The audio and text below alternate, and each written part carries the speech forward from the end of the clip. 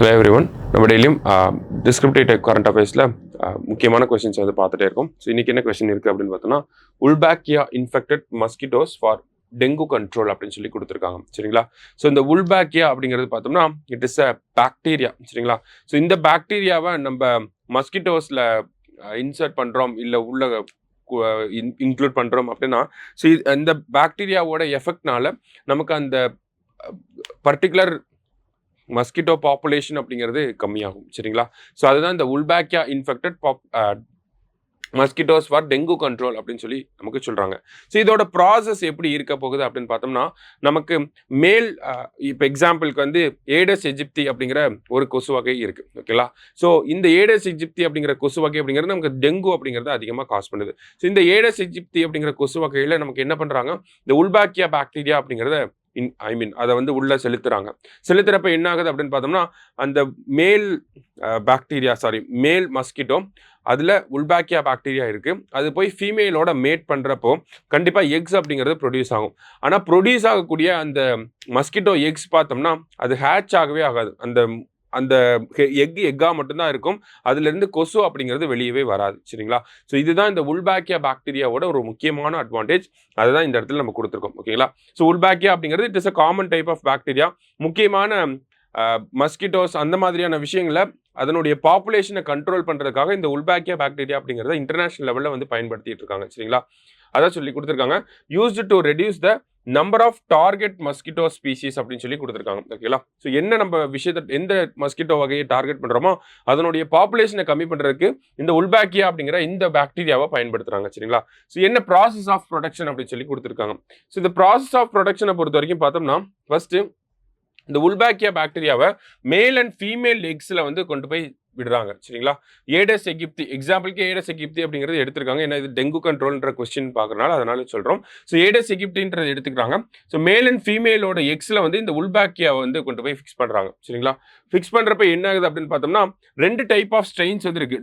WMEL and WALBB அப்படின்னு சொல்லி 2 type of strains வந்து இருக்குது. ஸோ இதுலேருந்து என்ன ஆகுது அப்படின்னு பார்த்தோம்னா, நமக்கு புதுசாக மேல் அண்ட் ஃபீமேல் பாப்புலேஷன் அப்படிங்கிறது வருது. இதில் ஃபீமேல் பாப்புலேஷனை ப்ரீடிங்க்கு வச்சுட்டு மேல் பாப்புலேஷனை மட்டும் ரிலீஸ் பண்ணுவாங்க. சரிங்களா? மேல் பாப்புலேஷனை எங்கே ரிலீஸ் பண்ணுவாங்க அப்படின்னு பார்த்தோம்னா, நார்மலாக அட்மாஸ்பியரில் இருக்கக்கூடிய ஃபீமேல் அனஃபுல அந்த ஏடஸ் எகிப்தி மஸ்கிட்டோஸ் இருக்கக்கூடிய இடத்துல ரிலீஸ் பண்ணுறாங்க. ரிலீஸ் பண்ணுறப்ப அந்த மேல் அண்ட் ஃபீமேல் மேட் பண்ணுது. மேட் பண்ணி நமக்கு எக்ஸ் அப்படிங்கிறது ப்ரொடியூஸ் ஆகுது. ஆனால் எக்ஸ் மட்டும்தான் ப்ரொடியூஸ் ஆகும். அதுலேருந்து மறுபடியும் புதுசாக கொசுக்கள் அப்படிங்கிறது வராது. எக்ஸா மட்டும்தான் இருக்கும். சரிங்களா? அதுதான் இந்த உல்பாக்கியா பாக்டீரியாவோட ஒரு ஸ்பெஷாலிட்டி அப்படிங்கிறது.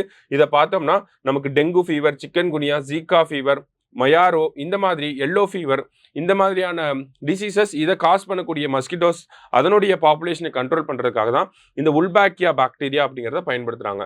ஸோ இந்தியாவில் இந்த உல்பாக்கியா ப்ரோக்ராம் அப்படிங்கிறது இருக்கான்னு பார்த்தோம்னா, இந்தியாவில் ஆக்டிவாக ஒரு உல்பாக்கியா ப்ரோக்ராம் அப்படிங்கிறது கிடையாது. ICMR இப்போ தான் இதனுடைய டெவலப்மெண்ட்டை வந்து ஸ்டடி பண்ண ஆரம்பிச்சிருக்காங்க. ஓகேங்களா? அடுத்ததாக இன்டர்நேஷனல் லெவல் எக்ஸாம்பிள்ஸ் அப்படின்னு பார்த்தோம்னா, நமக்கு சிங்கப்பூரில் இந்த ஒரு விஷயத்தை இம்ப்ளிமெண்ட் பண்ணியிருக்காங்க. பண்ணதில் 90% ரிடக்ஷன், ஏடஸ் பாப்புலேஷனில் 90% ரிடக்ஷன் அப்படிங்கிறது வந்திருக்கு. அதே மாதிரி டெங்கு கேசஸும் பார்த்தோம்னா 77% கம்மியாக இருக்குது அப்படிங்கிறத சொல்லியிருக்காங்க. ஸோ ஆஸ்திரேலியாவுமே பார்த்தோம்னா இதே மாதிரியான ஒரு ஸ்ட்ராட்டஜியை பயன்படுத்துகிறாங்க.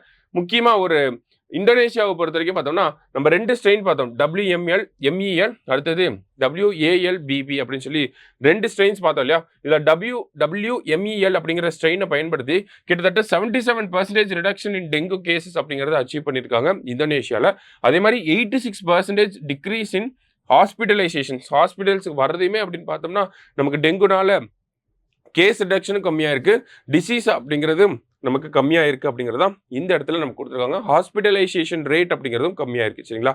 ஸோ அப்போ இந்த உல்பாக்கியா இன்ஃபெக்டட் மஸ்கிட்டோஸ் அப்படிங்கிறத பயன்படுத்துகிறோம்னா மஸ்கிட்டோவோட பாப்புலேஷன் கம்மியாகுது. இதனால் டிசீஸ் ஸ்ப்ரெட் அப்படிங்கிறது கம்மியாகுது. ஹாஸ்பிட்டலைசேஷன் ரேட் அப்படிங்கிறது கம்மியாகுது. ஹெல்த்தி பாப்புலேஷன் அப்படிங்கிறத நம்மளால் வச்சுக்க முடியுது. ஓவராலாக நமக்கு அதர் டைப் ஆஃப் டிசீசஸையுமே நம்மளால் கண்ட்ரோல் பண்ண முடியுது. அப்போ இவ்வளோ அட்வான்டேஜஸ் இருக்குது. இந்தியாவிலையுமே இந்த மாதிரி ஒரு ப்ரோக்ராம் இருந்தால் நல்லாயிருக்கும் அப்படின்னு சொல்லி ஒரு வே ஃபார்வர்ட் கொடுத்து நம்ம முடிக்கலாம். சரிங்களா? ஸோ ஒரு டைம் எடுத்து ரீட் பண்ணி பாருங்கள். தேங்க்யூ.